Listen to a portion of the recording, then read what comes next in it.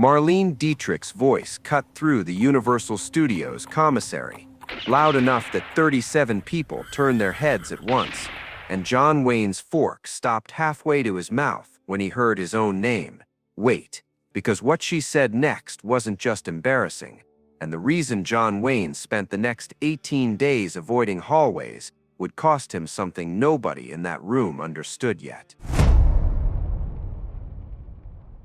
Universal Studios, August 1940. The commissary at lunchtime smelled like coffee and cigarette smoke, and whatever the kitchen was calling pot roast that week. You could map the studio hierarchy just by watching who sat where. Directors got the corner booths with the good light. Leading men claimed the center tables. Character actors and crew filled in the gaps. And if you were Marlene Dietrich, you sat wherever you wanted, and people rearranged themselves around you. John Wayne was at a middle table with 3 other contract players, working through a roast beef sandwich and half listening to someone's story about a stunt coordinator. He'd been at Universal for 6 months, doing solid work in B-Westerns, building a reputation as reliable. Not flashy, not trouble, just a guy who showed up, hit his marks, and went home. Notice something about the way the room changed when Marlene walked in that day. The conversations didn't stop exactly, but they got quieter, more careful. She had that effect. 4 years of being the most desired woman in Hollywood, and she knew it. She wore it like other people wore perfume.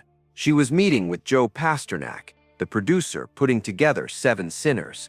They had a corner booth, scripts spread out, coffee getting cold while they talked casting. Marlene was already locked in as the lead. Bijou, the saloon singer who wrecks men's lives without trying. But they needed the right sailor to fall for her, someone with enough presence to stand next to Dietrich without disappearing. Pasternak was running through names. George Raft maybe, or one of the bigger names from MGM if they could swing a loan out. Marlene wasn't interested. She'd worked with most of them. She wanted something different, someone fresh but not green, masculine but not performing it. And that's when she saw John Wayne. He was laughing at something, head thrown back, and the afternoon light from the commissary windows hit him at an angle that made him look like every recruiting poster. The Navy never commissioned, 6'4", shoulders that belonged in a uniform. That specific combination of authority and accessibility that made women want to fix him dinner and men want to buy him a beer. Marlene Dietrich had built a career on knowing exactly what she wanted and taking it. One look, one decision, one volume level that suggested she'd never learned the concept of shame. Mommy wants that for Christmas. She didn't say it quietly. She pointed directly at John Wayne and announced it like she was ordering off a menu, loud enough that the sound tech 3 tables over choked on his coffee, and the script girl near the door dropped her clipboard with a clatter that made everyone jump twice. The room didn't go silent. That would have been kinder. Instead, it went into that specific kind of frozen half noise where everyone's pretending they didn't hear something they absolutely heard. Silverware, still scraping plates. Conversations technically continuing, but every single person within earshot recalibrating what they knew about Marlene Dietrich's complete lack of boundaries. John Wayne's face went red. Not embarrassed pink, red. The kind that starts at your collar and climbs to your hairline and makes you wonder if you're having some kind of medical event. His fork was still in the air. The guy across from him had stopped mid-sentence, and Marlene Dietrich was looking directly at him with the smile of someone who just won a game nobody else knew they were playing. Remember this moment, because it's the exact second John Wayne realized he'd been selected for something he hadn't auditioned for and couldn't decline without looking like either a coward or a fool. One comment, one public claim, one invisible contract he'd just signed without reading the terms. He put his fork down. The metal clinked against the plate louder than it should have, picked up his water glass, drank the whole thing without tasting it. Then he stood up, mumbled something about needing to check on a horse for tomorrow's shoot, and walked out using the route that kept maximum distance between himself and Marlene Dietrich's corner booth. The guy he'd been sitting with, a stunt double named Frank who'd seen everything Hollywood had to offer, watched him go and said to nobody in particular, "Well, that poor bastard's done for." Here's what happened over the next 18 days, the part that didn't make it into the casting announcements or production notes. John Wayne reorganized his entire studio routine around avoiding Marlene Dietrich. He stopped eating lunch in the commissary, started bringing sandwiches to set, eating in his car or behind the prop warehouse, where the smell of old paint and canvas covered everything.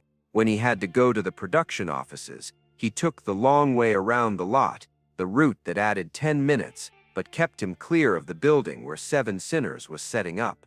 Day 4. He thought maybe it would blow over.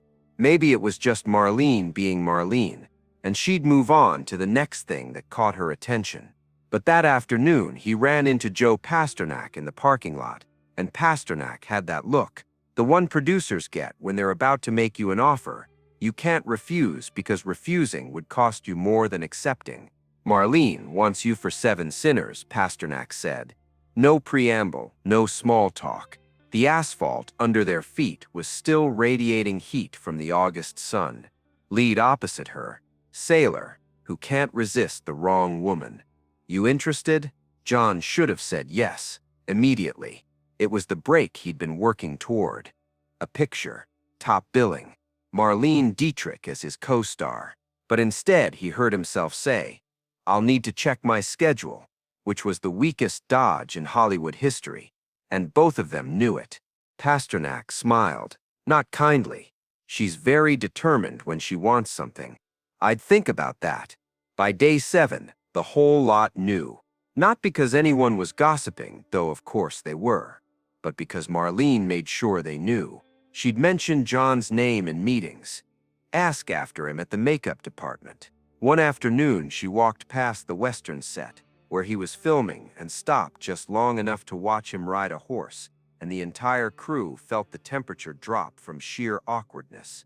Listen to this carefully, because it's the part that explains why John Wayne couldn't just say no and walk away.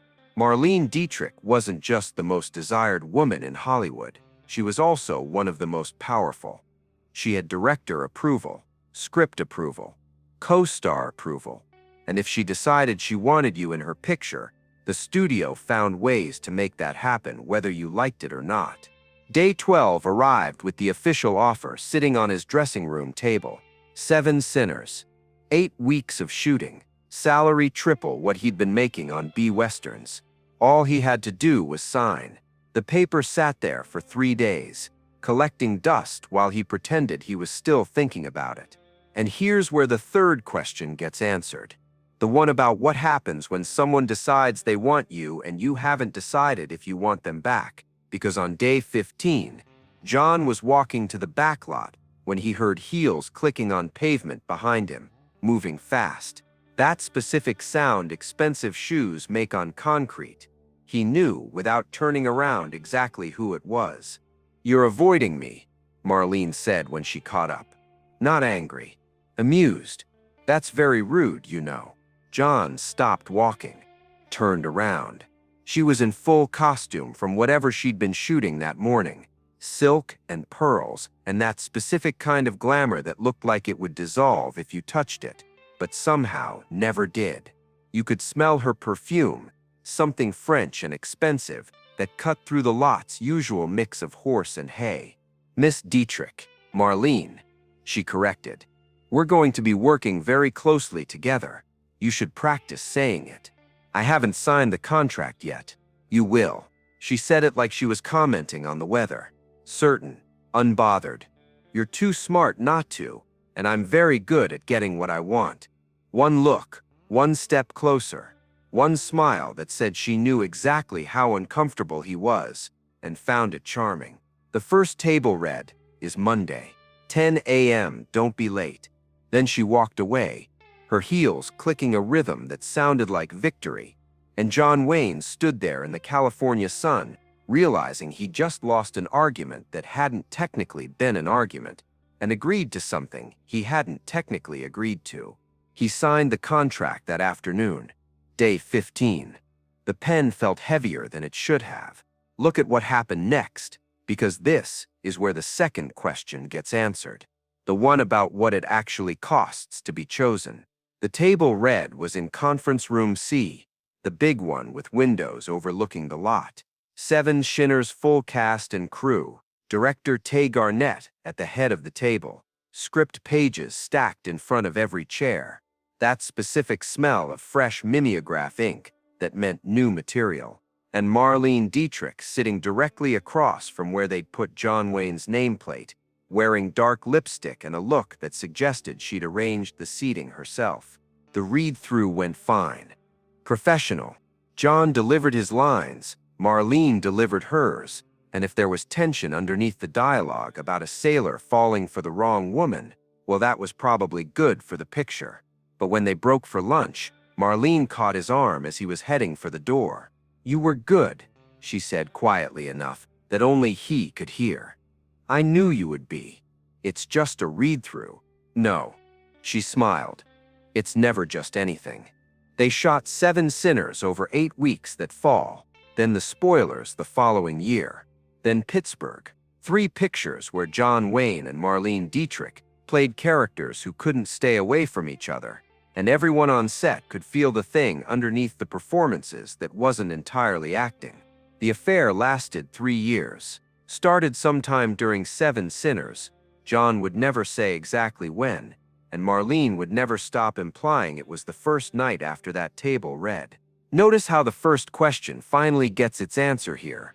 The one about whether running ever works when someone like Marlene Dietrich decides to chase you. It doesn't.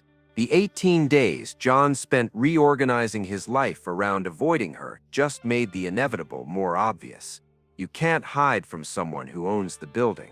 The affair ended the way these things usually do, not with drama but with distance, and the quiet understanding that what worked for 3 pictures doesn't work forever. By 1943, they were friendly but not close, professional but not intimate. The kind of exes who could sit next to each other at industry events and smile for photographs without it meaning anything except that they'd both moved on.